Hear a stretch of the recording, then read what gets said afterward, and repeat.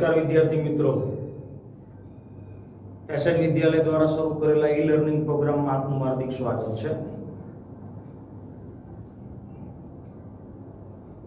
આપણે આજથી નવું એક ચેપ્ટર શરૂ કરવા જઈ રહ્યા છીએ। આમ તો ક્રમશઃ ત્રીજું ચેપ્ટર આવે તત્વોનું આવર્તનીય વર્ગીકરણ, પણ ફાઉન્ડેશનની અંદર તમને આ તત્વોના આવર્તનીય વર્ગીકરણ વિશેની દરેક બ્લોક વિશેની મોટા ભાગની માહિતી તમને આપી દીધી છે। એટલે અત્યારે હાલ પૂરતું આપણે ત્રીજું ચેપ્ટર, કારણ કે મોટા ભાગની માહિતી તમને એ ફાઉન્ડેશનની અંદર આગળ જે સાહેબે તમને વાત કરી છે એ પ્રમાણે એની અંદર બધી માહિતી આપી દીધી છે। S block, P block, D block, F block, એમની ઇલેક્ટ્રોન રચના। આજે આપણે એના પછીનું ચોથું ચેપ્ટર રાસાયણિક બંધન અને આણ્વીય રચના, આ ચેપ્ટર વિશેની આપણે વાત કરીશું। તો આ પાઠની અંદર રાસાયણિક બંધન માટેના જુદા જુદા સિદ્ધાંતોની આપણે રજૂઆત કરવાની છે, જેની અંદર રાસાયણિક બંધન માટેનો કોસેલ લુઈસનો અભિગમ જે આયનીય બંધન માટેની માહિતી આપે છે। આ સિવાય સંયોજકતા બંધનવાદ જે સહસંયોજક બંધ વિશેની માહિતી આપણને આપે છે। VSEPR સિદ્ધાંત, વેલેન્સ શેલ ઇલેક્ટ્રોન પેર રિપલ્શન, સંયોજકતા કોષમાં રહેલા ઇલેક્ટ્રોન યુગ્મના અપાકર્ષણનો સિદ્ધાંત, એની પણ આપણે માહિતી આ પાઠની અંદર ભણીશું। અને છેલ્લે આણ્વીય કક્ષકવાદ। સાથે સાથે આપણે આ પાઠની અંદર જુદા જુદા લુઈસ બિંદુ નિરૂપણો, દ્વિધ્રુવીયતા, ડાયપોલ મોમેન્ટ, ફજાન્સ રૂલ અને સાથે સાથે જુદા જુદા અણુ કે આયનો એના આકાર વિશેની વાત આપણે VSEPR નામના સિદ્ધાંત દ્વારા કરીશું। તો નવું ચેપ્ટર આજે આપણે શરૂ કરીએ છીએ, રાસાયણિક બંધન અને આણ્વીય રચના।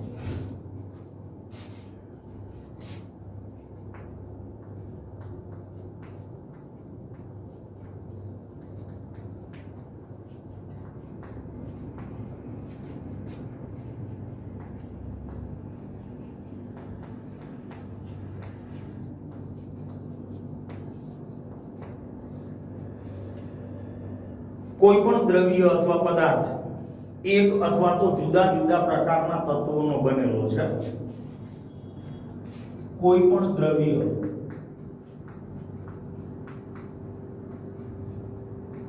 એક અથવા જુદા જુદા પ્રકારના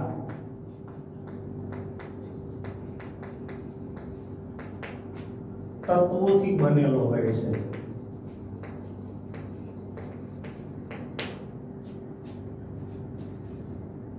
સામાન્ય રીતે 18મા સમૂહની અંદર રહેલા જે ઉમદા વાયુઓ છે, આ ઉમદા વાયુઓ ઈ સંયોજનો બનાવતા નથી, જેવા કે helium, neon, argon, krypton, xenon, રેડન।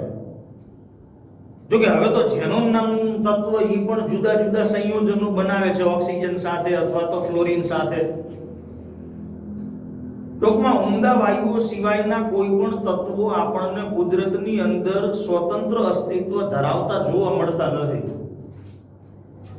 ઉમદા વાયુ એટલે કે નિષ્ક્રિય વાયુ સિવાયના તત્વો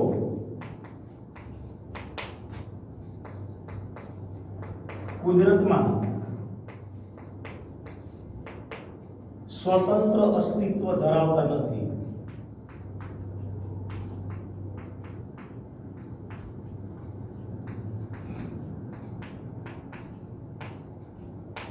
ઉમદા વાયુઓ સિવાયના તત્વો રહ્યા અન્ય તત્વો સાથે રાસાયણિક બંધથી જોડાઈ અને વધુ સ્થાયી એવા સંયોજનો બનાવે છે। ટૂંકમાં પરમાણુઓનો સમૂહ અસ્તિત્વ ધરાવે છે। તો આવો પરમાણુઓનો સમૂહ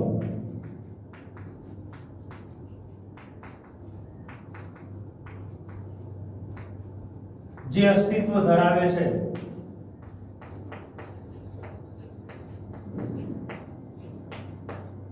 એને આપણે અણુ તરીકે ઓળખીએ છીએ. એટલે જુદા જુદા પરમાણુઓ જે કુદરતની અંદર સ્વતંત્ર અસ્તિત્વ ધરાવતા નથી, એટલે અન્ય પરમાણુઓ સાથે રાસાયણિક બંધથી જોડાઈ અને એની અંદરથી અણુની રચના કરે છે. તો આવા લાક્ષણિક ગુણધર્મ ધરાવતી જે સ્પીસીસ છે, પરમાણુઓનો સમૂહ જે લાક્ષણિક ગુણધર્મ ધરાવતી સ્પીસીસ અસ્તિત્વ ધરાવે છે, એને આપણે અણુ તરીકે ઓળખીએ છીએ. ટૂંકમાં પરમાણુઓ એકબીજા સાથે રાસાયણિક બંધથી જોડાઈ અને અણુની રચના કરે છે. હવે જ્યારે અણુની રચના થાય ત્યારે અણુની અંદર રહેલા જે ઘટક કણો છે,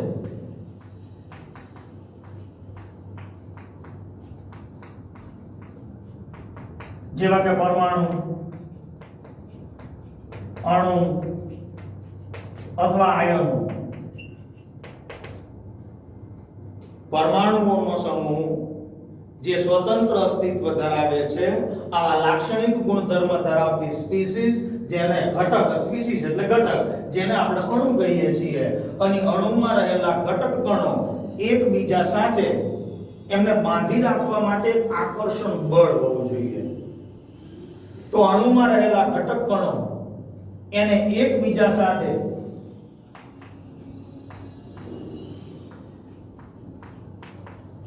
જકડી રાખતા આકર્ષણ બળને રાસાયણિક બંધના નામથી ઓળખવામાં આવે છે.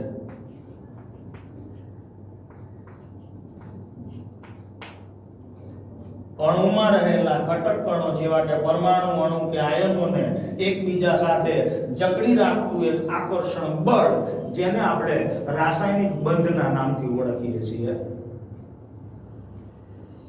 હવે આવા તો ઘણા બધા રાસાયણિક સંયોજનો છે, અને રાસાયણિક સંયોજનોની અંદર જુદા જુદા તત્વો જુદી જુદી રીતે સંયોગીકરણ પામે અને એની અંદરથી અણુની રચના ઉદ્ભવે છે. રાસાયણિક સંયોજનની રચના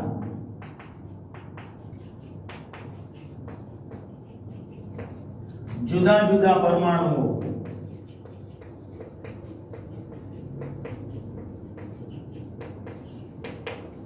નું જુદી જુદી રીતે સંયોગીકરણ થવાથી રચાય છે.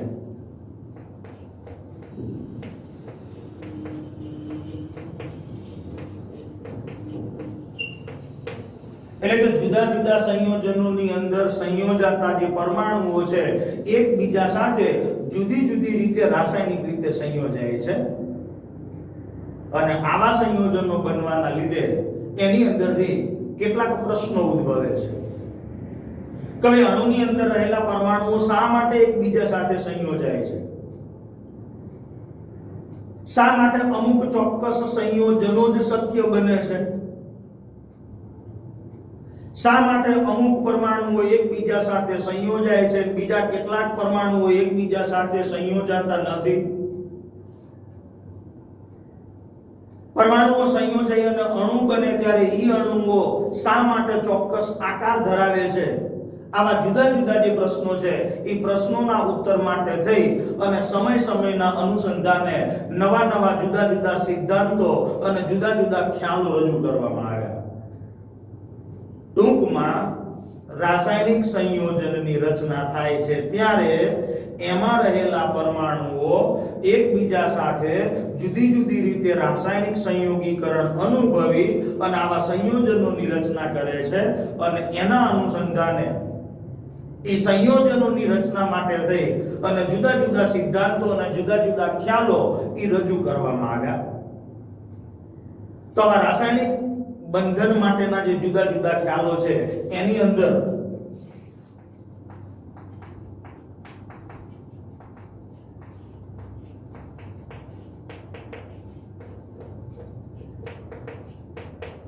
પહેલો સિદ્ધાંત આવશે કોસેલ-લુઈસનો અભિગમ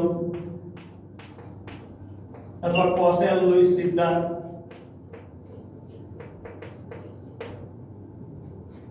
બીજો જે સિદ્ધાંત આવશે એ સંયોજકતા કોષ ઇલેક્ટ્રોન યુગ્મનું અપાકર્ષણ.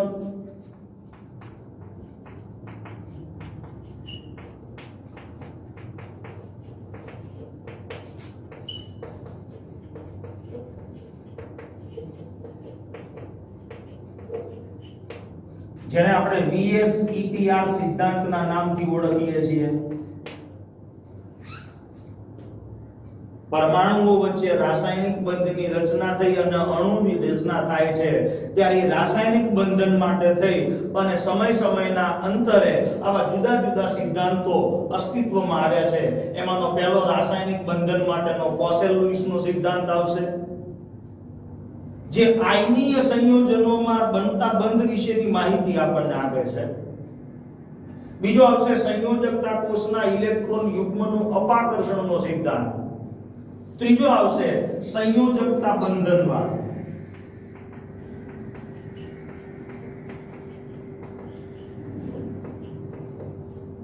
જેને આપણે વેલેન્સ બોન્ડ થિયરીના નામથી ઓળખીએ છીએ. અને ચોથો એક સિદ્ધાંત ઈ છે આણ્વીય કક્ષકવાદ.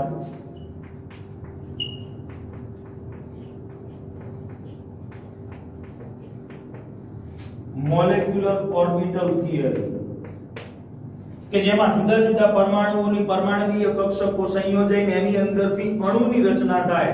તો જે રીતે પરમાણુને પરમાણવીય કક્ષકો હોય એ જ રીતે અણુની અંદર પણ આણ્વીય કક્ષકો હાજર હોય. અને ઈ પરમાણુની પરમાણવીય કક્ષકો એકબીજા સાથે કેવી રીતે જોડાય છે એના અનુસંધાને રચાતા સિગ્મા અને પાઈ બંધની રચના પણ આપણે આ આણ્વીય કક્ષકવાદના સિદ્ધાંતના અનુસંધાને સમજીશું. તો આવા રાસાયણિક સંયોજનના અંદર પરમાણુઓ વચ્ચે રચાતા રાસાયણિક બંધ માટે થઈ અને આવા જુદા જુદા સિદ્ધાંતો રજૂ કરવામાં આવ્યા છે. એમાંનો પહેલો કોસેલ-લુઈસનો સિદ્ધાંત, જે આયનો વચ્ચે રચાતા આયનીય બંધ વિશેની માહિતી આપે છે, અથવા તો વિદ્યુત સંયોજક બંધ વિશેની માહિતી આપે છે. બીજો સંયોજકતા કોષમાં રહેલા ઇલેક્ટ્રોન યુગ્મનું અપાકર્ષણ, જે આપણને ઈ સંયોજન અથવા અણુ કે આયનનો આકાર સમજાવવામાં મદદરૂપ થાય છે. ત્રીજો છે સંયોજકતા બંધનવાદ. તો પરમાણુની અંદર રહેલા સંયોજકતા કોષના ઇલેક્ટ્રોન દ્વારા ઈ પરમાણુઓ એકબીજા સાથે કેવી રીતે રાસાયણિક રીતે સંયોજાય છે અને પરમાણુની પરમાણવીય કક્ષકો એકબીજા સાથે જોડાઈ અને આણ્વીય કક્ષક જે રચે છે એના અનુસંધાને આણ્વીય કક્ષકવાદ આવશે.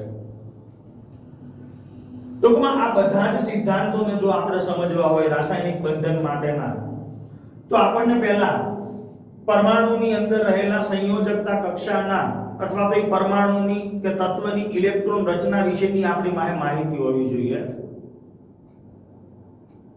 ટૂંકમાં આ બધા જ સિદ્ધાંતો ઈ પરમાણુની સંયોજકતા ઉપર આધારિત છે. તો આવા સંયોજકતાના જુદા જુદા સિદ્ધાંતો અને રાસાયણિક બંધમાં એમનું અર્થઘટન વગેરે ઈ પરમાણુની રચના, એમાં રહેલા તત્વની ઇલેક્ટ્રોન રચના અને આવર્ત કોષ્ટકના વિકાસ ઉપર આધાર રાખે છે. ટૂંકમાં જ્યારે સંયોજન બને ત્યારે ઈ સંયોજન હંમેશા વધુ સ્થાયી થવાની વૃત્તિ રાખે છે અને બંધન, જ્યારે એમની વચ્ચે રાસાયણિક બંધ બને છે ત્યારે રાસાયણિક બંધના પરિણામે બનતી આ પ્રકારની પ્રણાલી, જેની ઊર્જા પોટેન્શિયલ એનર્જી એ ઓછી હોય છે અને એની સ્થિરતા વધારે રાખવાનો પ્રયાસ કરે છે. તો આવો રાસાયણિક બંધન માટેનો પહેલો જે સિદ્ધાંત છે કોસેલ-લુઈસનો અભિગમ, આપણે એની આજે ચર્ચા કરીશું. તો પહેલો જે સિદ્ધાંત છે રાસાયણિક બંધન માટેનો કોસેલ-લુઈસનો અભિગમ.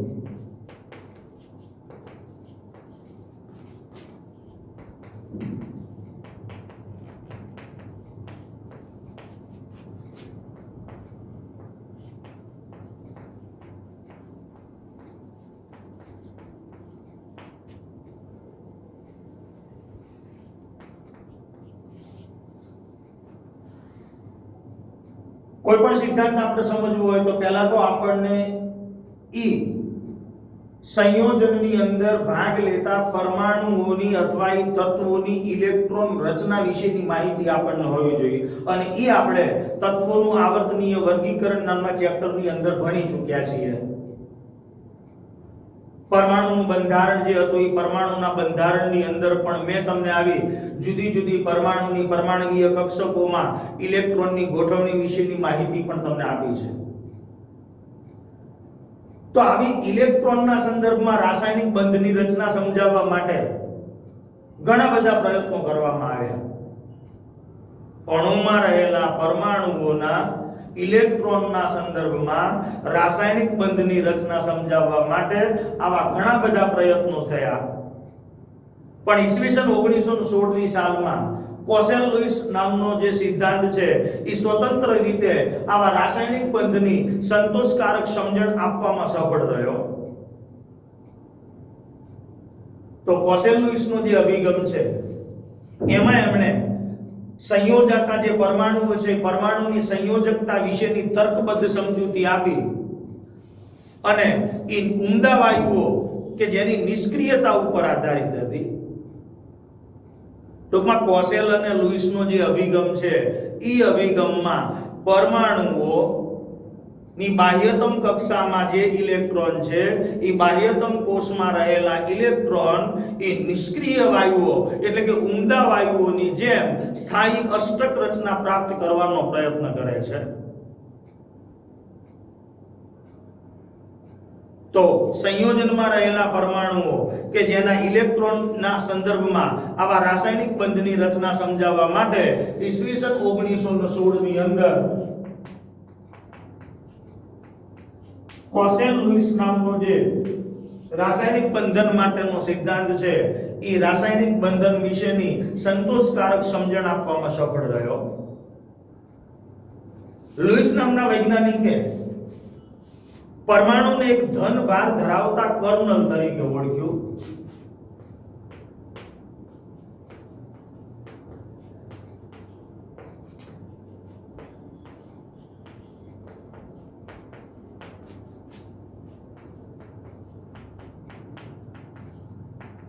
પહેલા તો કર્નેલ એટલે શું અથવા કર્નલ એટલે શું? તો આપણે જ્યારે કોઈ પણ પરમાણુની ઇલેક્ટ્રોનની ગોઠવણી દર્શાવીએ ત્યારે પરમાણુના કેન્દ્રની અંદર એના ધન વીજભાર ધરાવતા પ્રોટોન હોય છે. પછી એની જુદી જુદી કક્ષાઓની અંદર આપણે ઇલેક્ટ્રોનની ગોઠવણી કરીએ છીએ બોરના નમૂના પ્રમાણે. પહેલી કક્ષા, બીજી કક્ષા, ત્રીજી કક્ષા, ચોથી કક્ષા. તો પરમાણુ કર્નેલ એટલે શું? તો કે પરમાણુની સંયોજકતા કક્ષા એટલે છેલ્લી જે કક્ષા હોય એ સિવાયનો પરમાણુના કેન્દ્રનો ધન વીજભાર સહિતનો પરમાણુની સંયોજકતા કક્ષા સિવાયનો પરમાણુના કેન્દ્રમાં રહેલો ધન વીજભાર સહિતનો આ જે ભાગ છે ટૂંકમાં એની અંદર આંતરિક કક્ષા પણ આવી જાય. બાહ્યતમ કક્ષા ગણતરીમાં નહીં લેવાય. પરમાણુની બાહ્યતમ કક્ષા સિવાયનો એટલે કે આંતરિક કક્ષામાં રહેલા ઇલેક્ટ્રોન અને પરમાણુના કેન્દ્રમાં રહેલો ધન વીજભાર સહિતનો આ જે ભાગ છે ઈ ભાગને આપણે પરમાણુ કર્નલ તરીકે ઓળખીએ છીએ. તો લુઈસે પરમાણુને એક ધનભાર ધરાવતા જણાવ્યું કે ભાઈ પરમાણુની બાહ્યતમ કોષની અંદર વધુમાં વધુ 8 ઇલેક્ટ્રોન સમાઈ શકે. કોઈ પણ પરમાણુ હોય એ પરમાણુની બાહ્યતમ કોષની અંદર વધુમાં વધુ 8 ઇલેક્ટ્રોન સમાઈ શકે અને આ 8 ઇલેક્ટ્રોન પરમાણુના કર્નલની આજુબાજુ સમઘનના 8 ખૂણાઓ ઉપર ગોઠવાય છે. એટલે સમઘનની આપણે રચના દોરીએ તો એના જે સંયોજકતા કક્ષાની અંદર રહેલા જે ઇલેક્ટ્રોન છે એ ઇલેક્ટ્રોન સમઘનના 8 ખૂણા ઉપર ગોઠવાયેલા હોય છે. એટલે આ 8 ખૂણાઓ ઉપર 8 ઇલેક્ટ્રોન ગોઠવાયેલા હોય.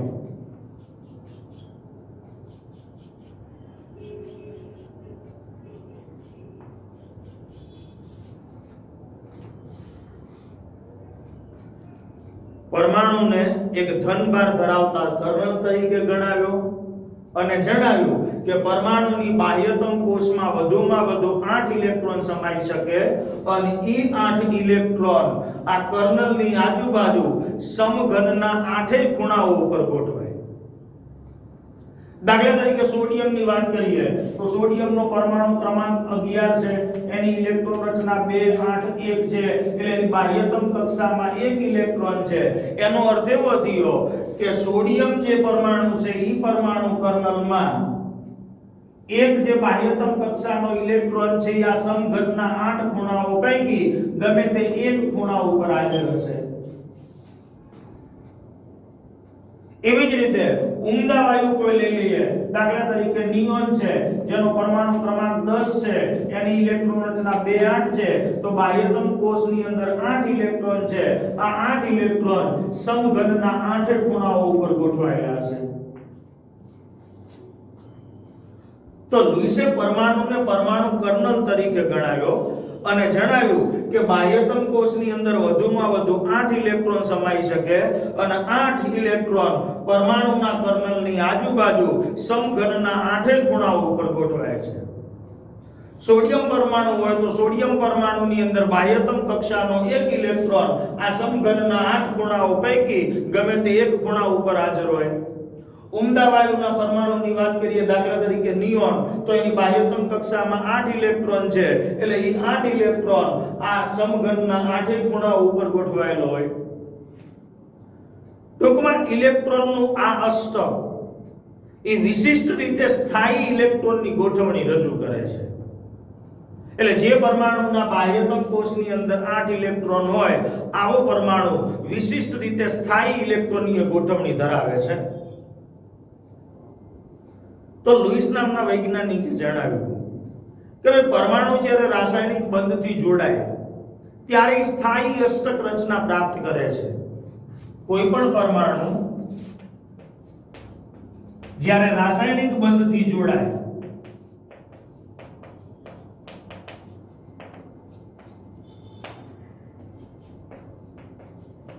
ત્યારે સ્થાયી અષ્ટક રચના પ્રાપ્ત કરે છે।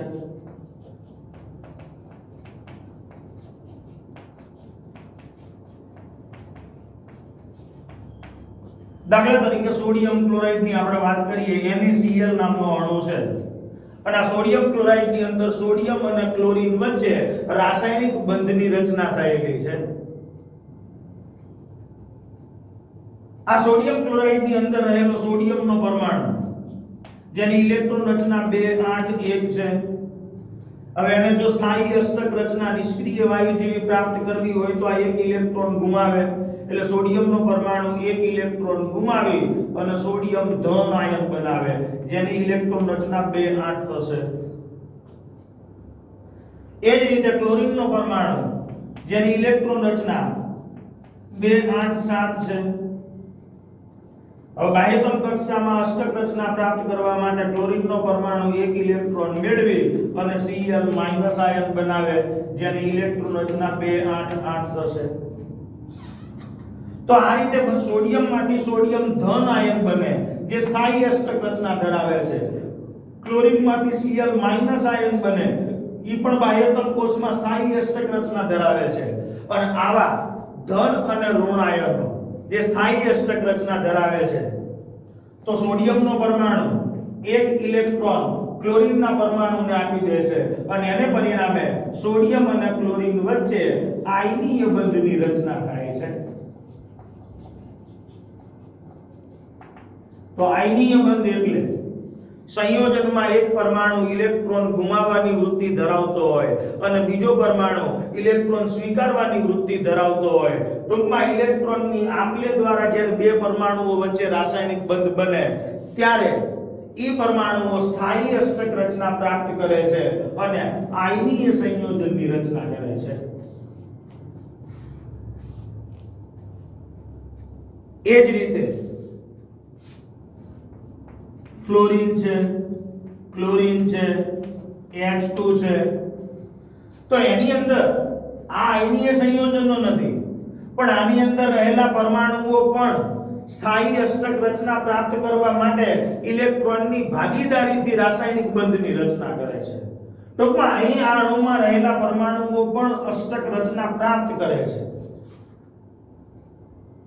દાખલા તરીકે હાઇડ્રોજનનો પરમાણુ જેની બાહ્યતમ કક્ષામાં એક ઇલેક્ટ્રોન છે, બીજો હાઇડ્રોજનનો પરમાણુ, એની બાહ્યતમ કોષની અંદર પણ એક ઇલેક્ટ્રોન છે, એટલે આ બે પરમાણુઓ એક એક ઇલેક્ટ્રોનની ભાગીદારી કરી, જો કે હાઇડ્રોજનનો પરમાણુ એક જ એવો છે કે જે અષ્ટક રચના પ્રાપ્ત કરતો નથી. હાઇડ્રોજનના પરમાણુની બાહ્યતમ કક્ષામાં બે ઇલેક્ટ્રોન વધુમાં વધુ હોઈ શકે, એટલે હિલિયમ જેવી નિષ્ક્રિય વાયુ જેવી રચના પ્રાપ્ત કરે. તો હિલિયમનો પરમાણુ એવો છે કે એની બાહ્યતમ કક્ષામાં બે જ ઇલેક્ટ્રોન છે, છતાં સ્થાયી છે, જ્યારે એના સિવાયના ઉમદા વાયુઓ જેમની બાહ્યતમ કક્ષામાં 8 ઇલેક્ટ્રોન રહેલા હોય છે, જે સ્થાયી અષ્ટક રચના ધરાવે છે. તો લુઈસ નામના વૈજ્ઞાનિકે એવું જણાવ્યું કે પરમાણુઓ જ્યારે રાસાયણિક બંધથી જોડાય ત્યારે રાસાયણિક બંધની રચના દરમિયાન સ્થાયી અષ્ટક પ્રાપ્ત કરે છે. તો એના માટે થઈ અને લુઈસ નામના વૈજ્ઞાનિકે લુઈસ સંજ્ઞાઓ રજૂ કરી.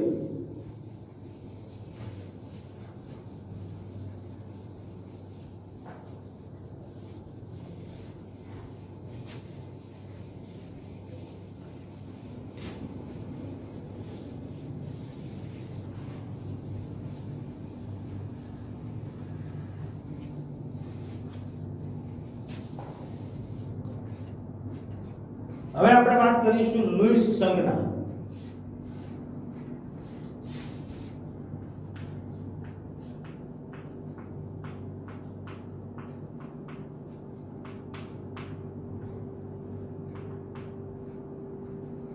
કોઈ પણ તત્વ અથવા પરમાણુ જ્યારે રાસાયણિક રીતે સંયોજાઈ અને અણુની રચના કરે ત્યારે અણુની રચનાની અંદર ભાગ લેતા જે પરમાણુઓ છે એ પરમાણુના માત્ર બાહ્યતમ કોષના ઇલેક્ટ્રોન જ રાસાયણિક બંધમાં ભાગ લે. જ્યારે કોઈ અણુની રચના થાય ત્યારે અણુની રચનાની અંદર ભાગ લેતા જે પરમાણુઓ છે એ પરમાણુઓના માત્ર બાહ્ય કોષના ઇલેક્ટ્રોન જ રાસાયણિક બંધની અંદર ભાગ લે.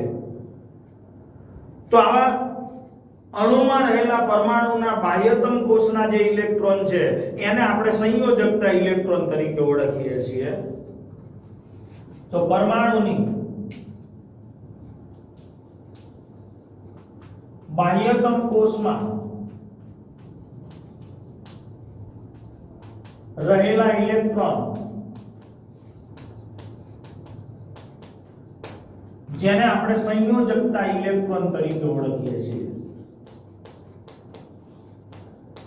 અને આવા અણુમાં રહેલા પરમાણુઓના સંયોજકતા ઇલેક્ટ્રોન જ રાસાયણિક બંધની રચનામાં ભાગ લે છે. અંદરની કક્ષામાં રહેલા જે ઇલેક્ટ્રોન છે એ તો સંરક્ષિત છે, એ રાસાયણિક સંયોગીકરણમાં ભાગ લેતા નથી. તો આવા પરમાણુની સંયોજકતા ઇલેક્ટ્રોનને દર્શાવવા માટે લુઈસે સાદા સંકેત સ્વરૂપે લુઈસ સંજ્ઞાનું નિરૂપણ કર્યું. દાખલા તરીકે બીજા આવર્તની અંદર lithium, beryllium, boron, carbon, nitrogen, oxygen, fluorine, neon આવા બધા તત્વો છે. તો આ જે તત્વો છે એ તત્વોના સંયોજકતા કોષમાં જે ઇલેક્ટ્રોન છે એ ઇલેક્ટ્રોન આ લુઈસ નામના વૈજ્ઞાનિકે લુઈસ સંજ્ઞાની અંદર રજૂ કર્યા. દાખલા તરીકે લિથિયમ એનો એટમિક નંબર 3 છે, એની ઇલેક્ટ્રોન રચના 2 1, beryllium 4, boron 5, carbon 6, nitrogen 7, oxygen 8, fluorine 9, neon 10.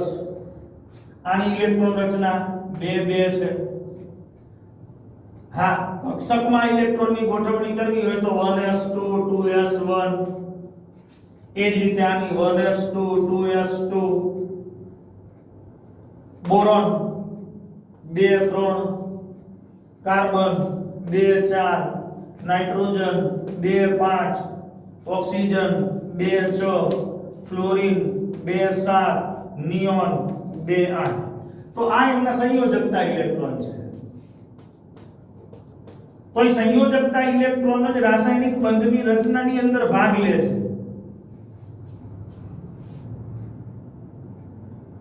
તો આવા સંયોજકતા ઇલેક્ટ્રોનને જે તે પરમાણુની આજુબાજુ બિંદુ સ્વરૂપે દર્શાવવામાં આવે છે, જેને આપણે લુઈસ સંજ્ઞા તરીકે ઓળખીએ છીએ. દાખલા તરીકે લિથિયમ, તો એની બાહ્યતમ કૌંસમાં 1 ઇલેક્ટ્રોન છે, તો 1 ઇલેક્ટ્રોનને લિથિયમ પરમાણુની આજુબાજુ એક બિંદુ સ્વરૂપે દર્શાવવામાં આવે. બેરિલિયમમાં 2 ઇલેક્ટ્રોન છે બાહ્યતમ કોષમાં, તો 2 ઇલેક્ટ્રોન આ પ્રમાણેની આજુબાજુ દર્શાવવામાં આવે. બોરોનમાં 3 છે, તો 3 ઇલેક્ટ્રોન એની આજુબાજુ આ પ્રમાણે દર્શાવવામાં આવે બિંદુ સ્વરૂપે. કાર્બન 4, તો એના 4 ઇલેક્ટ્રોન આ રીતે દર્શાવવામાં આવે. નાઇટ્રોજન 5, તો એના 5 ઇલેક્ટ્રોન આ પ્રમાણે દર્શાવવામાં આવે. ઓક્સિજન 6, તો એના 6 ઇલેક્ટ્રોન ઓક્સિજનની આજુબાજુ આ પ્રમાણે દર્શાવવામાં આવે. ક્લોરીન 7, તો એના 7 ઇલેક્ટ્રોન આ પ્રમાણે દર્શાવવામાં આવે. અને નિયોન 8, તો એના 8 ઇલેક્ટ્રોન નિયોન પરમાણુની આજુબાજુ આ પ્રમાણે દર્શાવવામાં આવે, જેને આપણે લુઈસ સંજ્ઞા તરીકે ઓળખીએ છીએ. ટૂંકમાં પરમાણુના સંયોજકતા કોષમાં રહેલા જે ઇલેક્ટ્રોન છે, એ ઇલેક્ટ્રોનને આપણે એ પરમાણુની આજુબાજુ બિંદુ સ્વરૂપે અથવા ટપકા સ્વરૂપે દર્શાવીએ છીએ. તો લુઈસની આ સંજ્ઞા છે કોઈ પણ તત્વ અથવા પરમાણુની આજુબાજુના બિંદુ એના સંયોજકતા ઇલેક્ટ્રોનની સંખ્યા દર્શાવે. તો લિથિયમમાં સંયોજકતા ઇલેક્ટ્રોન 1, બેરિલિયમમાં 2, બોરોનમાં 3, કાર્બનમાં 4, નાઇટ્રોજન 5, ઓક્સિજન 6, ફ્લોરિન 7, નિયોન 8. સંયોજકતા ઇલેક્ટ્રોન એટલે તો કે પરમાણુના બાહ્યતમ કોષમાં રહેલા ઇલેક્ટ્રોનની સંખ્યાને આપણે સંયોજકતા ઇલેક્ટ્રોન તરીકે ઓળખીએ છીએ. આ સંયોજકતા ઇલેક્ટ્રોનની સંખ્યા એની મદદથી આપણે તત્વની સામાન્ય અથવા સમૂહ સંયોજકતા ગણવામાં આપણને મદદરૂપ થાય. તત્વની સામાન્ય સંયોજકતા અથવા સમૂહ સંયોજકતા ગણવી હોય તો એની અંદર આપણને મદદરૂપ થાય. એટલે બીજો એક શબ્દ આવશે સંયોજકતા.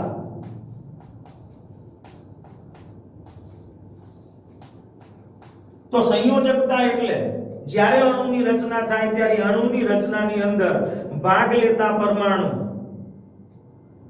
રાસાયણિક બંધની રચના વખતે ભાગ લેતા પરમાણુ જેટલા ઇલેક્ટ્રોન ગુમાવે અથવા જેટલા ઇલેક્ટ્રોન મેળવે અથવા જેટલા ઇલેક્ટ્રોનની ભાગીદારી કરે એને આપણે એની સમૂહ સંયોજકતા તરીકે ઓળખીએ છીએ. હવે સમૂહ સંયોજકતા નક્કી કરવી હોય તો કેવી રીતે નક્કી કરી શકાય? તો કે સંયોજકતા એટલે જે તે પરમાણુના બાહ્યતમ કોષના ઇલેક્ટ્રોન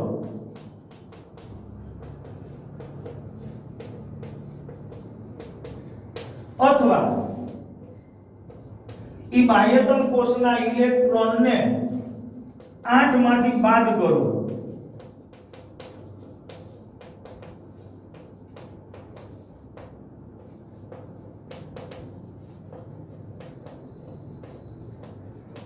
એટલે એની આપણને સમૂહ સંયોજકતા મળી જાય.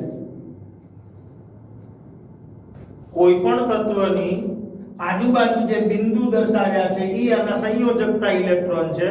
આ સંયોજકતા ઇલેક્ટ્રોનની સંખ્યા એ એની સમૂહ સંયોજકતા નક્કી કરવામાં મદદરૂપ થાય. હવે સમૂહ સંયોજકતા એટલે આના બાહ્યતમ કોષના ઇલેક્ટ્રોન અથવા એ બાહ્યતમ કોષના ઇલેક્ટ્રોન 8 માંથી બાદ કરીએ એ એની સમૂહ સંયોજકતા.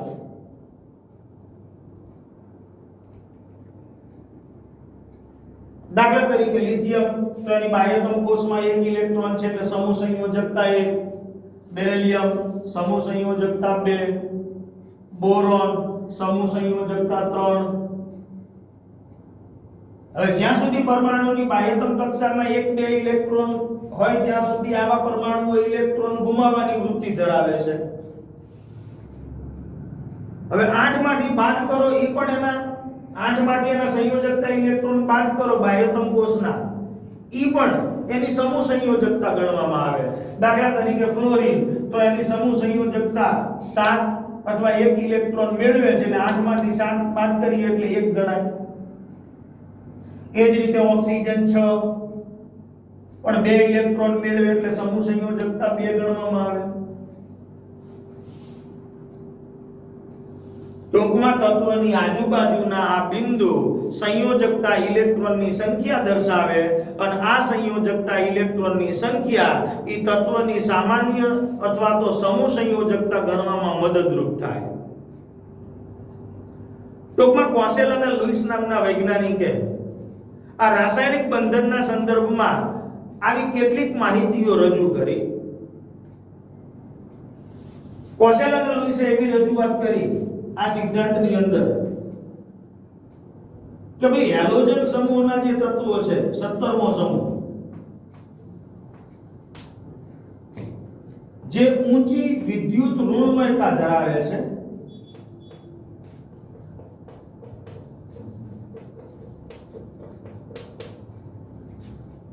જ્યારે આલ્કલી ધાતુઓ એટલે સમૂહ નંબર પહેલો આ સમૂહ નંબર 17 આ સમૂહ નંબર પહેલો જે ઊંચી વિદ્યુત ધનમયતા ધરાવે છે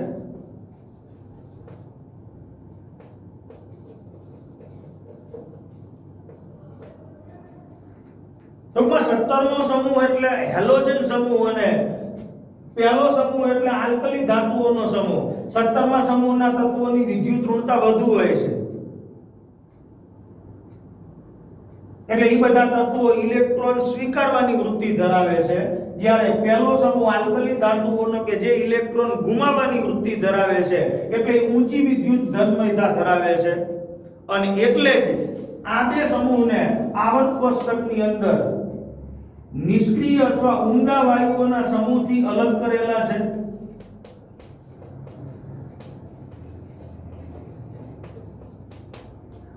કે આમને સ્થાયી અષ્ટક રચના હોય છે, જ્યારે પહેલા સમૂહના તત્વો ઇલેક્ટ્રોન ગુમાવીને સ્થાયી અષ્ટક રચના પ્રાપ્ત કરે છે. એટલે ઇલેક્ટ્રોન ગુમાવે એટલે ધન વીજભાર પ્રાપ્ત કરે. 17મા સમૂહના સભ્યો ઇલેક્ટ્રોન સ્વીકારે એટલે ઋણ વીજભાર પ્રાપ્ત કરે.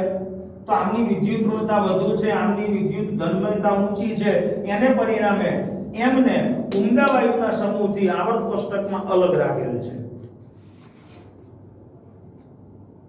17મા સમૂહના જે સભ્યો છે એ ઇલેક્ટ્રોન મેળવી અને સ્થાયી અષ્ટક રચના પ્રાપ્ત કરે છે, એટલે કે ઋણ આયન બનાવે છે. જ્યારે આલ્કલી ધાતુ તત્વો એટલે કે પહેલા સમૂહના સભ્યો એ ઇલેક્ટ્રોન ગુમાવી અને ધન વીજભાર પ્રાપ્ત કરે છે અને સ્થાયી અષ્ટક રચના પ્રાપ્ત કરે છે. ઋણ આયનો નિષ્ક્રિય વાયુ જેવી સ્થાયી ઇલેક્ટ્રોન રચના પ્રાપ્ત કરે છે. હિલિયમ સિવાયના હિલિયમ એની ઇલેક્ટ્રોન રચના 1s2 છે, જેની સ્થાયી અષ્ટક રચના નથી, આ દ્વિક સમૃદ્ધ રચના છે. એટલે હિલિયમનો પરમાણુ એ દ્વિક સમૃદ્ધ રચના ધરાવે છે, જ્યારે એના સિવાયના 18મા સમૂહના અંદર રહેલા સભ્યો જેની બાહ્યતમ કોષની અંદર સ્થાયી અષ્ટક રચના પ્રાપ્ત થયેલી હોય છે. તો હિલિયમ સિવાયના ઉમદા વાયુઓના સમૂહની અંદર બાહ્યતમ કોષની ઇલેક્ટ્રોન રચના ns2np6 હોય છે, જે સ્થાયી અષ્ટક રચના છે. આવા ધન અને ઋણાયનો એટલે કે હેલોજન સમૂહમાંથી બનેલા ઋણાયન અને આલ્કલી ધાતુઓમાંથી બનેલા ધન આયન એ એકબીજા સાથે સ્થિર વિદ્યુતીય આકર્ષણ બળથી એકબીજા સાથે જોડાય છે અને સ્થાયી રચના પ્રાપ્ત કરે છે. તો એક વ્યાખ્યા આવશે, વિદ્યુત સંયોજક બંધ કોને કહેવાય? તો કે ધન આયન અને ઋણ આયન ઇલેક્ટ્રોનની આપલે દ્વારા જે રાસાયણિક બંધ બને એ બંધને વિદ્યુત સંયોજક બંધ તરીકે ઓળખવામાં આવે, અથવા તેને આપણે આયનીય બંધના નામથી ઓળખીએ છીએ. એને આપણે ઉદાહરણ દ્વારા સમજીએ. દાખલા તરીકે સોડિયમ ક્લોરાઇડ. સોડિયમ એ પહેલા સમૂહનું સભ્ય છે, આલ્કલી ધાતુનું. ક્લોરીન એ હેલોજન સમૂહ એટલે કે 17મા સમૂહનું સભ્ય છે. હવે સોડિયમ પરમાણુ એની ઇલેક્ટ્રોન રચના 1s2 2s2 2p6 3s1 છે. હવે સ્થાયી અષ્ટક રચના બાહ્યતમ કોષમાં પ્રાપ્ત કરવા માટે એક ઇલેક્ટ્રોન ગુમાવે એટલે એમાંથી સોડિયમ ધન આયન બને, જેની ઇલેક્ટ્રોન રચના 1s2 2s2 2p6 થશે એટલે સ્થાયી અષ્ટક રચના પ્રાપ્ત કરવી. એ જ રીતે ક્લોરીનનો પરમાણુ જેની ઇલેક્ટ્રોન રચના 1s2 2s2 2p6 3s2 3p5.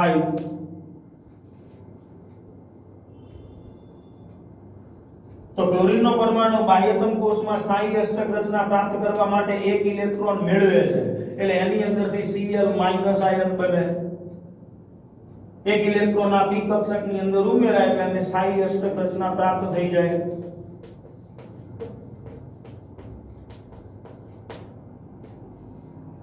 તો આ રીતે આલ્કલી ધાતુઓમાંથી બનેલો ધન આયન અને હેલોજન સમૂહમાંથી બનેલો ઋણ આયન, આવા ધન અને ઋણ આયનો એકબીજા સાથે સ્થિર વિદ્યુતીય આકર્ષણ બળથી જોડાઈ અને રાસાયણિક બંધ રચે છે. આવા બંધને આપણે વિદ્યુત સંયોજક અથવા તો આયનીય બંધ તરીકે ઓળખીએ છીએ. ત્યાર પછી એક શબ્દ આવશે વિદ્યુત સંયોજકતા. તો વિદ્યુત સંયોજકતા એટલે શું?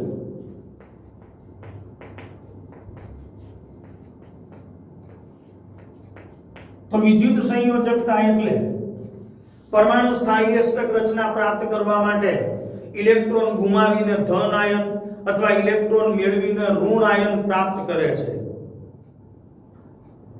તો એ આયન ઉપર રહેલા ભારની સંખ્યા. વિદ્યુત સંયોજકતા એટલે આયન પર રહેલા ભારની સંખ્યા. દાખલા તરીકે બીજું એક ઉદાહરણ જોઈએ, કેલ્શિયમ ફ્લોરાઇડ. તો કેલ્શિયમનો પરમાણુ ક્રમાંક 20, ઇલેક્ટ્રોન રચના 1s2 2s2 2p6 3s2 3p6 4s2. તો સ્થાયી અષ્ટક રચના બાહ્યતમ કક્ષામાં પ્રાપ્ત કરવા માટે બાહ્યતમ કોષમાં 2 ઇલેક્ટ્રોન છે એટલે કેલ્શિયમનો પરમાણુ 2 ઇલેક્ટ્રોન ગુમાવી અને Ca+2 નામનો આયન બનાવે. આ 2 ઇલેક્ટ્રોન ગુમાવી દે એટલે Ca+2 ને બાહ્યતમ કોષની અંદર સ્થાયી અષ્ટક રચના પ્રાપ્ત થઈ જાય. એ જ રીતે ફ્લોરીનનો પરમાણુ જેની ઇલેક્ટ્રોન રચના 1s2 2s2 2p5 છે, સ્થાયી અષ્ટક રચના પ્રાપ્ત કરવા માટે એક ઇલેક્ટ્રોન મેળવે F- 1s2 2s2 2p6 તો સ્થાયી અષ્ટક રચના પ્રાપ્ત કરી લે. પણ અહીંયા કેલ્શિયમનો પરમાણુ 2 ઇલેક્ટ્રોન ગુમાવે છે એટલે એક ફ્લોરીનનો પરમાણુ 1 ઇલેક્ટ્રોન, બીજો ફ્લોરીનનો પરમાણુ 1 ઇલેક્ટ્રોન, ટૂંકમાં 2 ફ્લોરીનના પરમાણુ 2 ઇલેક્ટ્રોન મેળવી અને 2 ફ્લોરાઇડ આયનો બનાવે. અને આ રીતે બનેલો આ ધન અને ઋણ આયન એકબીજા સાથે વિદ્યુત સંયોજક બંધથી જોડાય અને એની અંદરથી કેલ્શિયમ ફ્લોરાઇડ નામનું સંયોજન બનાવે. તો કેલ્શિયમ ફ્લોરાઇડ ની અંદર પણ કેલ્શિયમ અને ફ્લોરીન વચ્ચે આયનીય બંધની રચના હોય છે.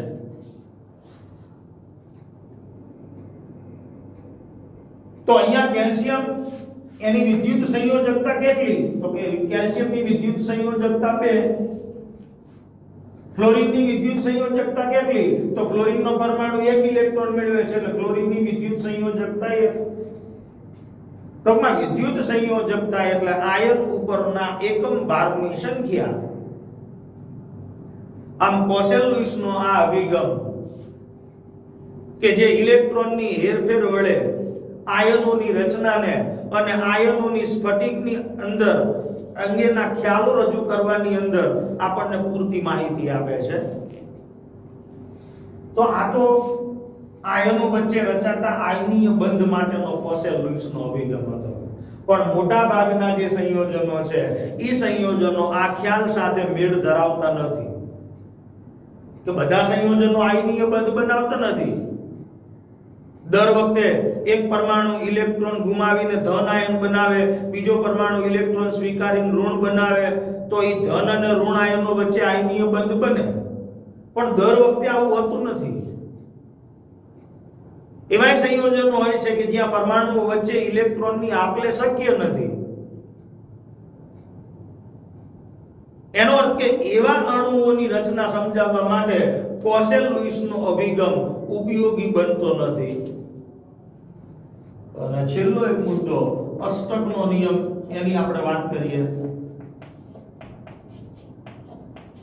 તો અષ્ટકનો નિયમ શું કહે છે કે ભાઈ અણુની અંદર ભાગ લેતા પરમાણુઓ એકબીજા સાથે રાસાયણિક બંધની રચના કરે ત્યારે ઇલેક્ટ્રોન ગુમાવીને, ઇલેક્ટ્રોન સ્વીકારીને કે ઇલેક્ટ્રોનની ભાગીદારી કરી અને બાહ્યતમ કોષની અંદર સ્થાયી અષ્ટક રચના પ્રાપ્ત કરે છે.